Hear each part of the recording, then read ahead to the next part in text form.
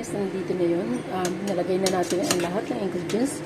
Yung ating mga pinagsama-sama na natin dito. And then, naka 1 hour na tayo. So, after 1 hour, ay lalagay na natin ang ating main ingredients na itong ating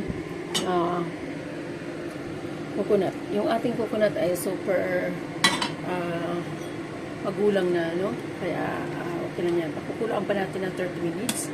And then, ilagay natin, guys, ang ating itong ating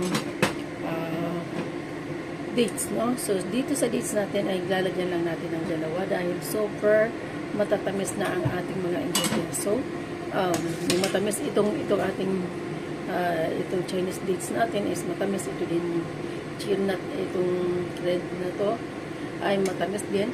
At saka yung ating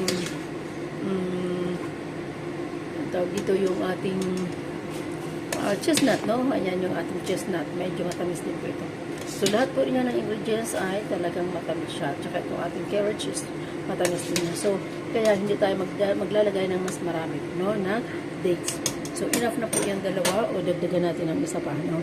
And then, after 30 minutes, ayan, lakasan natin, guys, ng apoy. Ayan.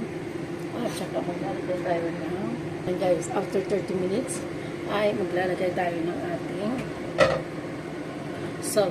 Dito sa salt natin, guys, ay medyo konting dagdagan natin ng salt, no? Dahil ito ay lahat ay matamis, no?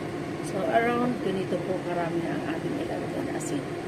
Ayan, para naman ano po. So, ayan, guys, ganyan na siya. Ayan, pag kumulo na siya na sure na po na nagkukulo na, no? Ay atin na, yan, super lambot na ang ating chicken, no? So, pwede na po natin yan. Yung chicken po natin ay kakainin din po natin yan mamaya, okay? So, yan, okay na po yan. Okay na po yan. And then, take a close na po natin ito. Ayan, cover natin. At, then na po siya.